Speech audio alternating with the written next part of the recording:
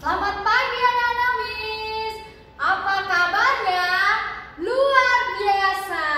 Yes, yes, yes. Nah, kembali lagi dengan Miss Irna. Nah, baik, kita mau belajar. Coba buka dulu buku penanya dan sediakan buku catatan dan pulpennya. Nah, anak-anak Miss, kita harus konsentrasi apa yang dikatakan Miss-nya ya. Oke, Miss mulai ya pembelajaran kita pada hari ini. Nah, pembelajaran kita pada hari ini dari Bu Pena, tema 2, persatuan dalam perbedaan. Dari subtema 2, bekerja sama mencapai tujuan. Dari pembelajaran 3. Next. Nah, hari ini kita belajar tentang cara hewan beradaptasi pada kondisi lingkungannya tertentu. Nah, anak-anak Miss, ayo siapa yang tahu ini hewan apa? Pastinya tahu dong ini hewan apa? Ini namanya hewan unta. Nah, unta ini dari mana asalnya? Nah, siapa yang tahu? Pastinya tahu semua kan anak-anak Miss? Nah, hewan unta ini berasal dari gurun, tinggalnya di gurun. Nah, hewan unta ini hidup di daerah gurun yang panas dan kering. Untuk dapat bertahan hidup, unta ini menyesuaikan diri dengan yang pertama, ini terdapat rambut pada kelopaknya. Nih lihat, ini ada rambut. Pastinya pernah lihat karena unta itu gimana? Di sini nah, ini terdapat di kelopak matanya ada bulu matanya. Nah, supaya tidak masuk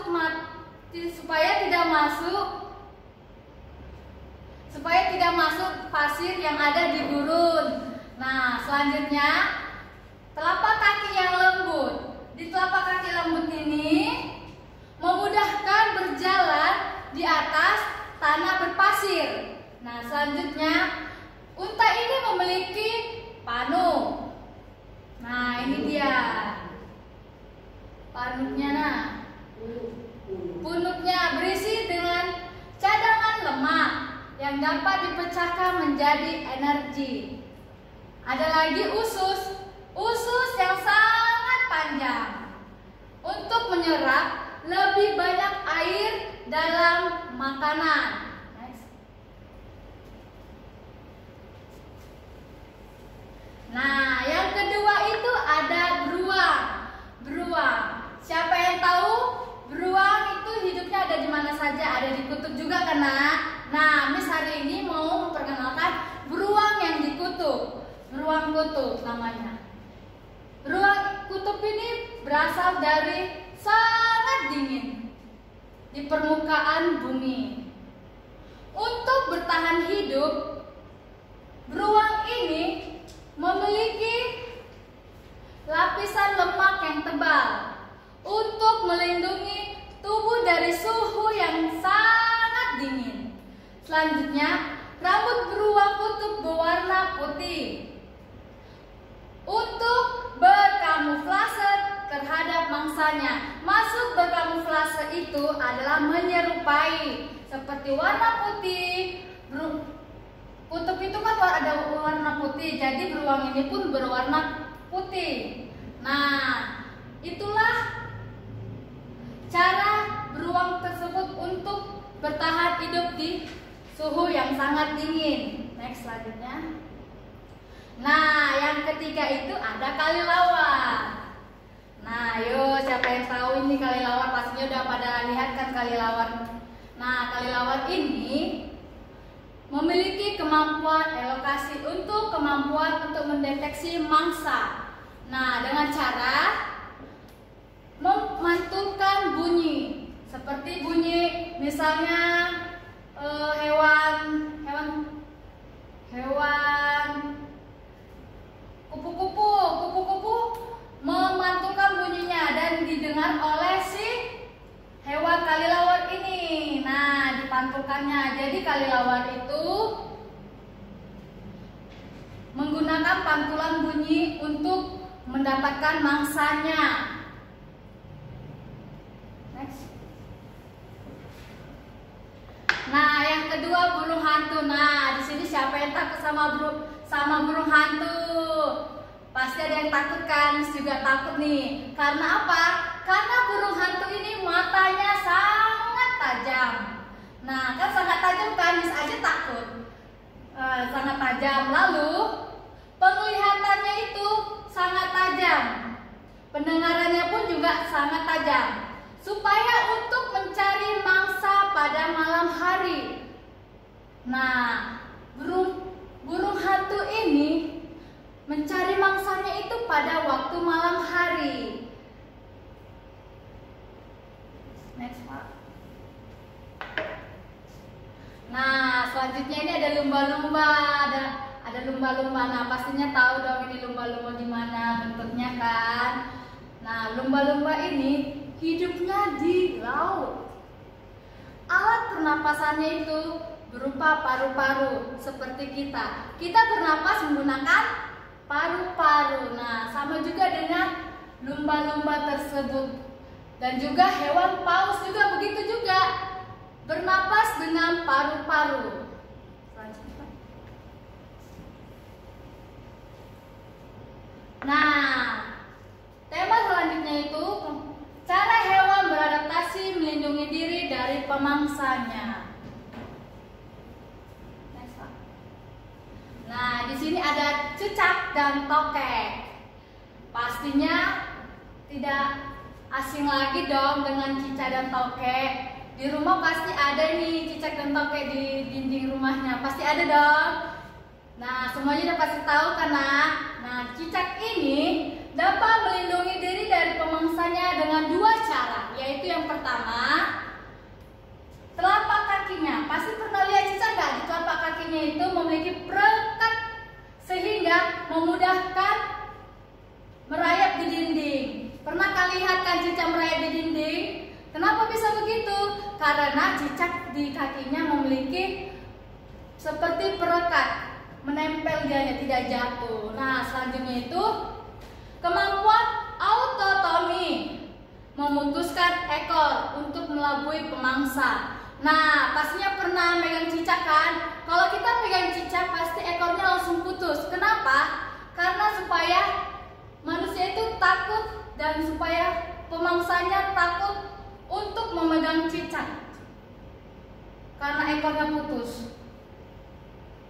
Nah, begitulah cara cicak dan tokek untuk melabui pemangsanya. Selanjutnya ada bunglon. Bunglon. Nah, bunglon ini cara melabui mangsanya yaitu dengan mengubah warna seperti si bunglon ini tinggal di daun warna hijau dan bunglonnya pun berwarna hijau, berubah menjadi warna hijau. Dia melabui dengan kondisi berubah warna kulit dengan kondisi lingkungannya untuk melabui pemangsa dan memudahkan untuk mendapatkan mangsanya. Selanjutnya, Pak. Nah, selanjutnya itu ada walang sangit. Pastinya pernah dong melihat walang sangit dan pernah menyium aroma baunya walang sangit ini. Pernah kan?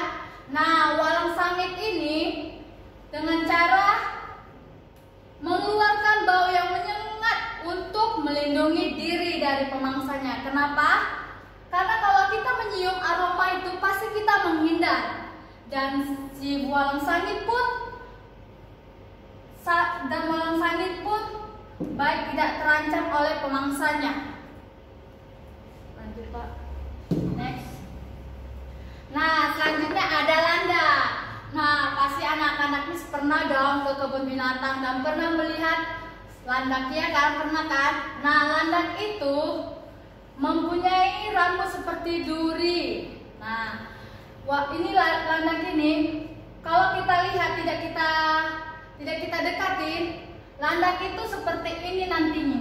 Nah, ketika pemangsanya mendekati, landak itu bisa menjadi durinya bisa menjadi berkembang seperti ini. Nah, dengan cara duri inilah landak bisa menghindari pemangsanya supaya mangsanya tidak mendekati si landak ini. Nah, begitulah cara landak beradaptasi dengan pemangsanya. Lanjut, Nes. Nah, selanjutnya kalajengking. Nah, kalajengking inilah hewan yang paling berbahaya. Kenapa? Karena dia memiliki sengat yang beracun. Nah, hati-hati loh anak Miss, jangan pernah mendekat-dekat dengan kalajengking karena kalajengking ini memiliki sengat beracun di bagian ekornya. Nih, di bagian ekornya. Nah, di bagian ekornya inilah si kalajengking untuk pemangsanya supaya tidak mendekati si kalajengking ini. Lanjut, Kak. Nah, selanjutnya cumi-cumi. Di sini siapa yang pernah makan cumi-cumi? Pastinya pernah dong makan cumi-cumi. Nah, cumi-cumi ini ada loh tintanya seperti pulpen. Nah, cumi-cumi ini untuk menghindari pemangsanya dengan cara menyemprotkan tintanya kepada pemangsanya.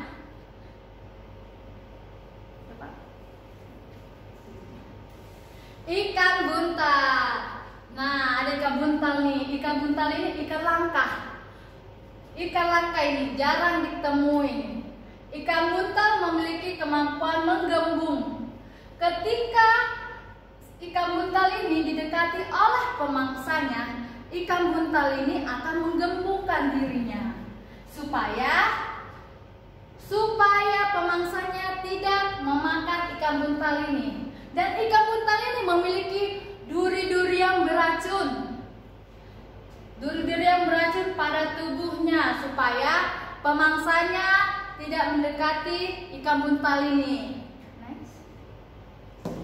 Nah, yang terakhir itu ada terenggiling. Terenggiling. Struktur kulit terenggiling ini sangat keras dan saat terancam, terenggiling ini menggulungkan diri sehingga pemangsa akan sulit untuk memangsa.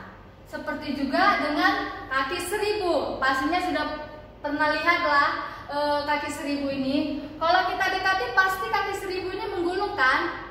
Nah, begitulah cara hewan-hewan untuk menghindari pemangsanya. Nah, anak-anak Miss, sekian hasil pembelajaran kita pada hari ini. Kiranya pembelajaran ini bisa mendapat kita menjadi lebih pintar lagi. Dan supaya kita tahu bagaimana hewan-hewan tersebut untuk menghindari pemangsanya. Nah, anak-anak Miss, jangan lupa untuk belajar lebih lagi ya, lebih giat lagi, belajar, dan belajar. Oke, anak-anak Miss, sekian hasil pembelajaran kita. Sampai jumpa esoknya. Dadah.